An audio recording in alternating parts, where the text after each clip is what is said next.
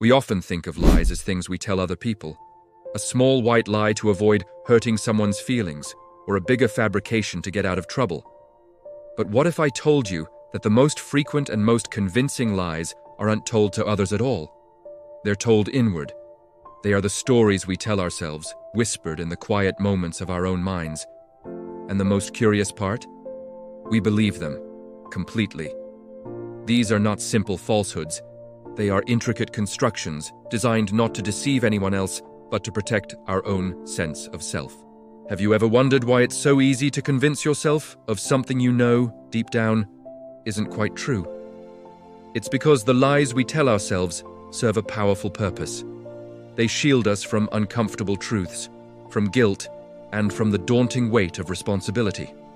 They are a defense mechanism, a quiet negotiation between what is and what we wish to be.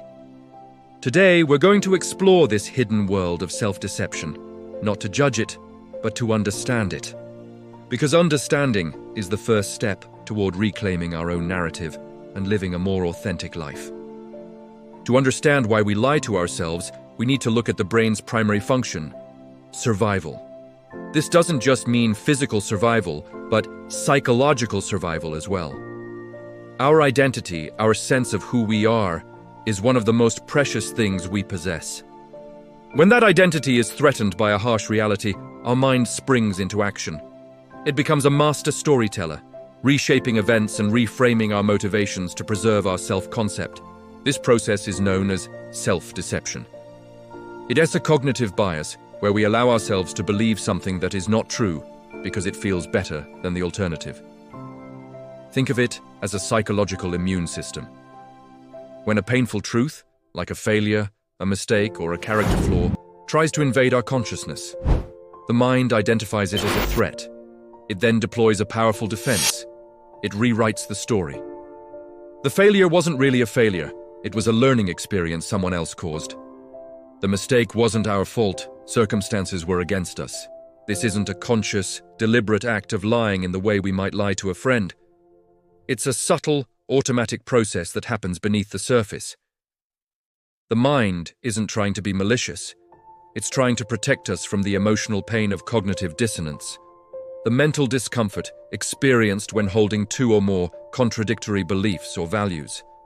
For example, if you see yourself as a disciplined person but you've spent the entire day procrastinating, your mind is in conflict. To resolve this, it's easier to create a new narrative, such as, "I needed a rest day," or "I'll be twice as productive tomorrow," than to accept the painful truth: "I lacked discipline today." This reshaping of reality allows us to maintain a consistent and positive self-image, even when our actions don't align with it. The mind chooses the path of least emotional resistance, and often that path is paved with well-intentioned, self-directed lies. At its core, the battle between truth and self-deception is a battle between change and comfort. The truth, especially when it's uncomfortable, almost always demands action. It demands change. If you accept the truth that you are in an unhealthy relationship, that truth demands you make a difficult decision. If you accept the truth that your job is unfulfilling, that truth demands you start looking for a new one. If you accept the truth that your habits are holding you back, that truth demands you build new, better ones. Change is hard. It's uncertain. It requires effort. And it forces us out of our comfort zones. Comfort, on the other hand, demands only one thing: justification. It asks us to find reasons why things should stay exactly as they are. Our brain, wired for efficiency and the conservation of energy, often finds justification far more appealing than the hard work of transformation. So, it gets creative. It generates explanations that preserve the status quo. We tell ourselves it's not that bad, or things will get better on their own, or now just isn't the right time to make a change. These justifications create a comfortable cocoon, insulating us from the harsh demands of reality. We settle into familiar routines, even if they are unproductive or damaging, because they are predictable. The known discomfort of our current situation often feels safer than the unknown challenges of a better future. The brain prioritizes immediate emotional relief over long-term growth. So, we choose the comfortable lie over the difficult truth, not because we are weak, but because our minds are engineered to seek stability and avoid the perceived danger of upheaval, we opt for the narrative that allows us to wake up tomorrow and do the same thing all over again. Because in its predictability, there is a sense of safety. This preference for comfort manifests in a series of common rationalization patterns. These are the scripts our minds run on autopilot to justify inaction and delay change. They sound so reasonable, so logical, that we rarely stop to question them.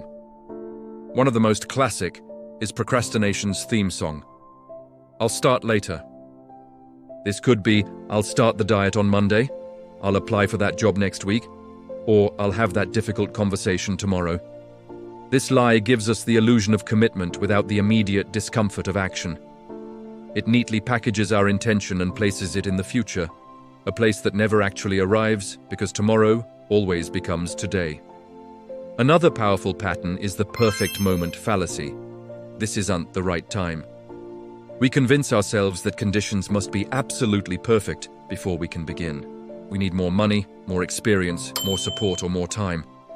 We wait for a green light that will never appear because the perfect time is a myth. It's an excuse our minds invent to avoid the messy, imperfect reality of starting something new. Then there's the exceptionalism argument. It's different for me. We see others succeeding and tell ourselves they had advantages we don't, or that our circumstances are uniquely difficult. It's easy for them, but for me, it's harder because this narrative absolves us of responsibility by framing ourselves as a special case, exempt from the rules of effort and discipline that apply to everyone else. It's crucial to understand that these thoughts don't feel like lies. They feel like pragmatic assessments. They are our emotional defenses, carefully constructed arguments designed to protect our ego from the sting of falling short. They are the mind's way of saying, it's not you, it's the situation. Recognizing these patterns is the first step to disarming them. They are not objective truths. They are stories we tell ourselves to stay comfortable. While self-deception provides short-term comfort, its long-term cost is immense. Its greatest casualty is growth. By consistently choosing comfortable lies over hard truths, we create a holding pattern for our lives. We become stuck. Think of it like a boat that never leaves the harbor because the captain is always waiting for perfectly calm seas. The boat is safe, but it's not fulfilling its purpose. It's not exploring, discovering, or moving forward. The same happens to us. Self-deception delays our potential. Years can pass by in a quiet haze of justifications and tomorrows. The ambitions we had in our 20s become wistful memories in our 30s and regrets in our 40s. The book we wanted to write remains unwritten. The business we dreamed of starting never launches. The healthier lifestyle is always just around the corner. Time slips by, unnoticed, because each day feels safe and manageable. The comfort we crave comes at the price of our own evolution. Our potential, the person we could have become, stays locked away, unused and dormant. The cost isn't always dramatic or sudden. It's a slow, quiet erosion of possibility. It is the feeling of looking back and realizing that you've spent 5 years in the same place, not because you were happy, but because you were too comfortable to move. The initial relief that self-deception offers is a loan with incredibly high interest. We borrow a moment of comfort today, only to pay for it with a future of unrealized dreams and a persistent, nagging sense that we are capable of more. The true tragedy of lying to ourselves is not the lie itself, but the incredible, vibrant life we sacrifice to maintain it. So how do we break this cycle? How do we stop being the willing audience for our own convenient fictions? The answer is both simple and profoundly difficult: awareness. The pattern of self-deception begins to break the moment we become aware of it. The moment we can catch ourselves in the act of rationalizing and say, there it is. That's the story I'm telling myself to avoid feeling uncomfortable. This act of noticing, without judgment, is revolutionary. It creates a sliver of space between the stimulus, the uncomfortable truth, and our automatic response, the self-deceptive justification. In that space lies our freedom. Choosing honesty, especially with yourself, will feel uncomfortable at first. It feels like stepping out of a warm house into a cold, brisk wind. Acknowledging that you are responsible for your own inaction stings. Admitting that fear is what's holding you back feels vulnerable. But with that discomfort comes an incredible gift: control. When you stop blaming circumstances and start acknowledging your own role, you reclaim your power. You are no longer a passive victim of fate. You become the active author of your life. Instead of saying, "I can't because of X," you start asking, "How can I despite X?" The narrative shifts from one of limitation to one of possibility. This doesn't mean you will succeed at everything overnight. It means you are now in the driver's seat. You have the control to steer. Honesty returns agency to you, and that agency is what changes outcomes. It is what turns "I'll start tomorrow" into "I'll take one small step today."